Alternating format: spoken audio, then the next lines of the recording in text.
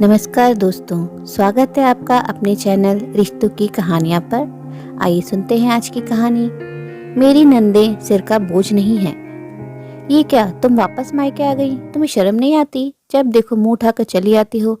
ससुराल में मन नहीं लगता क्या? रितु भाभी ने ताना मारा तो तन्वी अंदर तक हिल गई, पर वो भाभी का ये कड़वा ताना भी सह गई।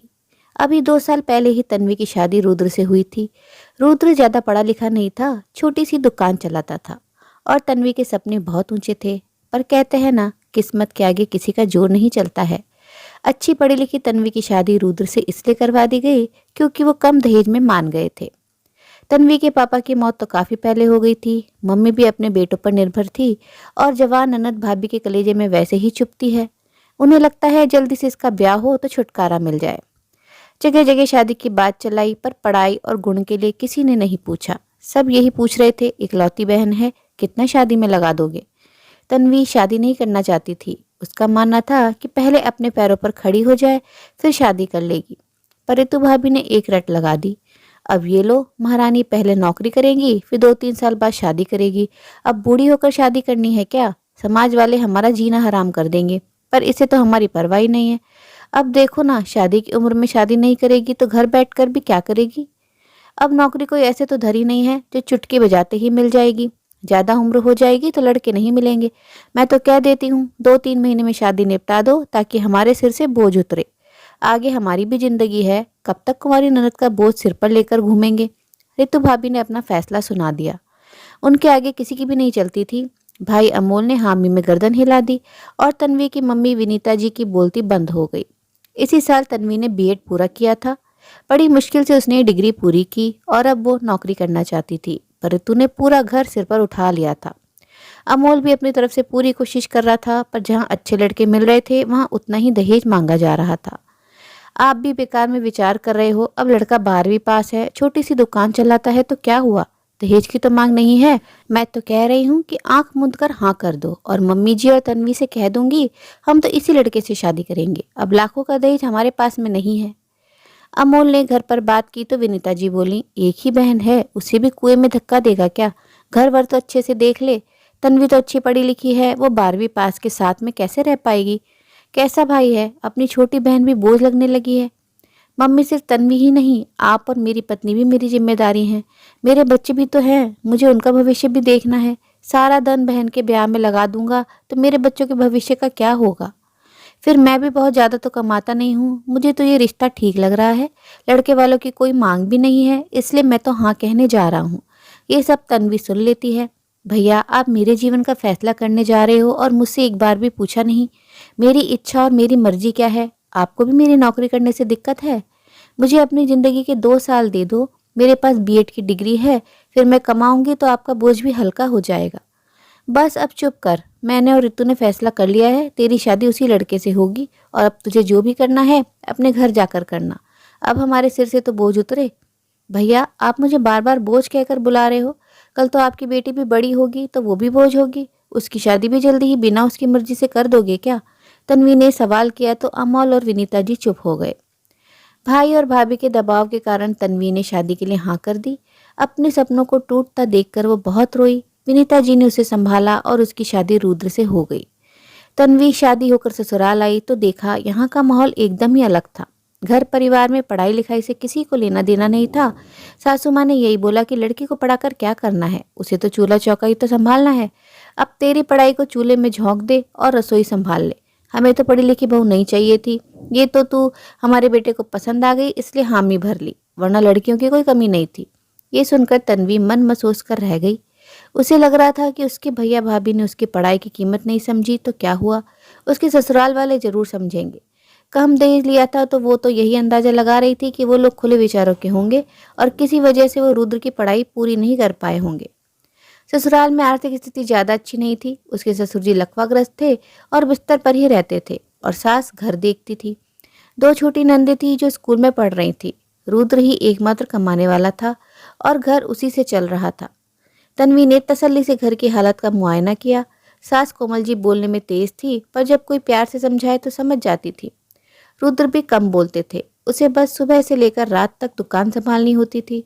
घूमने फिरने का भी समय नहीं मिल पाता था। वो अपनी पत्नी तन्वी की बहुत इज्जत करता था और उसे प्यार से रखता था। शुरुआत में तन्वी ने सबको समझा, फिर उसने एक दिन जब सास अकेली बैठी थी तो बात की, मम्मी जी, अभी तो दोनों बेटियां छोटी हैं, अब ये दोनों स्कूल से कॉलेज जाएंगी, कल को इनकी शादी भी करनी होगी, तो इतने पैसे कहाँ से आएंगे? रुद्र की कमाई से तो बस घर ही चल पाता है, भविष्य के लिए कोई सेविंग तो है ही नहीं। अगर घर चलाने वाले 2 जने हों तो घर आराम से चलेगा, भविष्य के लिए पैसे भी जमा हो जाएंगे। हाँ बहू, तू कह तो ठीक रही है। अब देखो ना, रुद्र के पिताजी तो बिस्तर पकड़े हुए हैं, दोनों बेटियां भी अभी छोटी हैं, अब कोई दूसरा बेटा भी नहीं जो सहारा बन जाता, वो कमाता तो घर चलाने में और भी आसानी होती, कोमल जी ने कहा।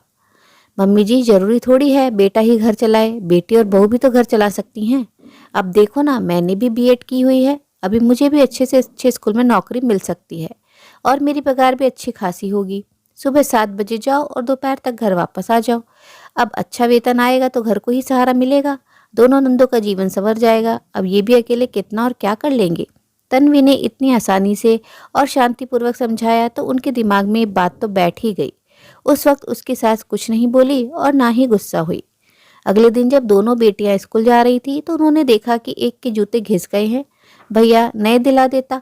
मैंने भैया को बताया था पर वो बोले अभी इसी से काम चला ले, अगले महीने दिला देंगे। भैया हमेशा ऐसे ही करते हैं, हर जरूरत को अगले महीने पर टाल देते हैं। और वो रुआसी होकर स्कूल चली गई। ये सुनकर कोमल जी गंभीर हो गई और तन्वी के प्रस्ताव पर सोचने लगी। अगर तन्वी खुद नौकरी करना चाहती है तो बुराई क्या है, वो घर पहले की तरह संभाल ही लेंगी। अभी तो उनका बुढ़ापा और दोनों बेटियों का भविष्य भी है। उन्होंने सबको बुलाया और कहा कि वो चाहती है कि बहू नौकरी करे, मैं घर संभाल लूंगी, रुद्र और तन्वी बाहर का संभाल लेंगे, तो जीवन की गाड़ी सही चलने लगेगी। ये सुनकर तन्वी बहुत खुश हुई और अपने मायके अपनी डिग्री लेने चली गई। रितु ने उसे देखते ही ताना मारा और मुंह बनाया, पर तन्वी ने इसकी परवाह नहीं की और अपनी मम्मी विनीता जी को बताया कि उसकी सास उसकी नौकरी करने के लिए राजी हो गई हैं। वो अपनी मार्कशीट, सर्टिफिकेट और डिग्री लेने आई है। ये सुनते ही रितु चौंक गई। वो तो कभी नहीं चाहती थी कि उसकी ननद नौकरी करे और अच्छी जिंदगी जिए, आखिर उसके ससुराल वाले राजी कैसे हो गए? बहुत कोशिश करने पर भी तन्वी ने ये ना बताया कि आखिर उसकी सास उसकी नौकरी करने के लिए कैसे राजी हो गई। तन्वी एक समझदार बहू थी। अब ससुराल ही उसका अपना घर है और वो अपने घर की परेशानी, अपने घर की बात घर में ही रखना चाहती थी। तन्वी ने शांतिपूर्ण ढंग से अपना सामान लिया और अपने ससुराल चल दी। पर जाने से पहले वो अपनी भाभी रितु को कहकर गई, भाभी आपने तो बहुत कोशिश की थी मेरी जिंदगी नरक बनाने की, पर मैंने भी ठान लिया था कि मैं अपनी जिंदगी संवार ही लूंगी। इतनी मेहनत से दिन रात जागकर जो मैंने पढ़ाई की है उसे इस तरह तो बर्बाद नहीं होने दूंगी। मैं अपने पैरों पर एक दिन जरूर खड़ी होकर दिखाऊंगी। इसलिए मैंने कोशिश की और मैं जीत गई। अब कुछ ही दिनों में मेरी नौकरी लग जाएगी, फिर मैं अच्छा कमाने भी लगूंगी। अच्छा, वैसे आपको कितनी पगार मिलेगी? रितु ने मन लेते हुए कहा। भाभी, अब कितनी भी पगार मिले वो आपके लिए नहीं होगी, मेरी सारी कमाई मेरे अपने घर ससुराल वालों के लिए ही होगी। आपको तो 1 रुपया भी नहीं मिलेगा। यह कहकर तन्वी ससुराल चली गई। कुछ दिनों की मेहनत और इंटरव्यू के बाद उसे एक अच्छे स्कूल में टीचर की नौकरी मिल गई। अब तन्वी अच्छा खासा कमाने लगी, घर की आर्थिक स्थिति भी सुधरने लगी, घर वालों की जरूरतें भी पूरी होने लगी। समय के साथ तन्वी के एक बेटा हो गया और उसका प्रमोशन भी हो गया। अब वो सीनियर टीचर बन गई, उसकी पगार भी बढ़ गई। एक दिन सुबह घर में कोहराम मच गया। तन्वी के ससुर जी अचानक चल बसे। पिछले 4 सालों से वो बिस्तर पर ही थे। तन्वी ने बड़ी मुश्किल से अपनी सास कोमल जी को संभाला और ढांढस बंधवाया। तन्वी अब सीनियर टीचर से स्कूल की प्रिंसिपल बन गई थी। कुछ सालों बाद दोनों नंदे बड़ी हो गई। उन्होंने कॉलेज की पढ़ाई पूरी कर ली तो अब कोमल जी को उनकी शादी की चिंता सताने लगी। वो जल्दी से दोनों की शादी करना चाहती थी। एक दिन अचानक मायके से फोन आया कि तन्वी के बड़े भाई अमोल की अचानक मृत्यु हो गई। उसे अपने मायके जाना पड़ा। 13वीं तक वो वहीं पर रुक गई थी। उसकी भतीजी की पढ़ाई पूरी नहीं हुई थी। ऋतु अपनी बेटी की पढ़ाई को लेकर चिंतित थी और घर में कमाने वाला चला गया था। भाभी, आप बिटिया की पढ़ाई की चिंता मत करना, उसका सारा खर्च मैं उठाऊंगी और वो इंजीनियर बनना चाहती है तो उसे अच्छे से अच्छे संस्थान में मैं पढ़ाऊंगी। ये सुनते ही ऋतु शर्म से जमीन में गड़ गई। तन्वी, मुझे माफ़ कर दो, मैंने तुझे बोझ समझा, शादी जबरदस्ती करवा दी और तुम मेरी बेटी के लिए इतना सोच रही हो। भाभी, जो हुआ उसे भूल जाओ, अब हमें अपनी बेटी का जीवन संवारना है। तन्वी ने भाई की बेटी की भी जिम्मेदारी उठा ली। वो ससुराल आ गई। यहाँ कोमल जी बेटी के लिए लड़का तलाशने में लगी हुई थी, लेकिन तन्वी इसके लिए तैयार नहीं थी। उसका मानना था पहले दोनों अपने पैरों पर खड़ी हो जाएं, फिर जाकर शादी के बारे में सोचेंगे। उसने कोमल जी को समझाया। मम्मी जी, मेरी नंदे मेरे लिए बोझ नहीं है जो मैं इन्हें शादी करके उतार दूं। मेरी नंदों को मैंने बेटियों की तरह पाला है, इसलिए ये मेरी जिम्मेदारी है। जब तक ये दोनों अपने पाँव पर खड़ी नहीं हो जाती तब तक मैं इनकी जिम्मेदारी उठाने को तैयार हूँ। अपने पैरों पर खड़ी होंगी तो ये दोनों एक बेहतर जिंदगी जी पाएंगी। लेकिन तन्वी, बेटियों को उनके घर भेज देते हैं, बाद में ये अपने हिसाब से ससुराल में पढ़ लेंगी। कोमल जी बोली। नहीं मम्मी जी, आप माँ होकर ऐसे कैसे कह सकती हैं। बेटियों को हम दूसरे घर पूरी तरह तैयार करके भेजेंगे ताकि इन पर कभी कोई मुसीबत आए तो ये पूरी तरह से उसका सामना कर सके। मेरी दोनों नंदे मेरी बेटियों जैसी हैं। जो मेरे साथ हुआ मैं इनके साथ नहीं होने दूंगी। मेरे पास डिग्री तो थी, मैं नौकरी करके घर चलाने में सहयोग दे पाई। हाँ बहू, मैं तो भूल ही गई थी। अब जैसा तू और रुद्र चाहेगा वैसा ही होगा। जब तुमने नंदों को बेटियां मान ही लिया है तो तुम इनका भला ही सोचोगी। तन्वी ने अपने साथ साथ भाई की बेटी और अपनी नंदों का भी जीवन संवार दिया। रिश्तों में अगर आपसी समझ और उदारता हो तो कोई भी रिश्ता खूबसूरत बन सकता है। बस जरूरत होती है मन के पूर्वाग्रह और द्वेष को किनारे करने की। जैसे तन्वी ने अपनी भाभी के द्वेषपूर्ण व्यवहार के बाद भी मुश्किल समय में उनका साथ दिया। यही नहीं, एक स्त्री का स्वावलंबी होना कितना आवश्यक है इसका महत्व समझते हुए अपनी भतीजी की शिक्षा की जिम्मेदारी भी ली, जो कि अत्यंत सराहनीय कदम है। दोस्तों, परिवार में एक स्त्री पढ़ती है, पैरों पर खड़ी होती है तो पूरे परिवार के बारे में सोचती है। आत्मनिर्भरता ही आजकल की स्त्री की सच्ची पहचान है।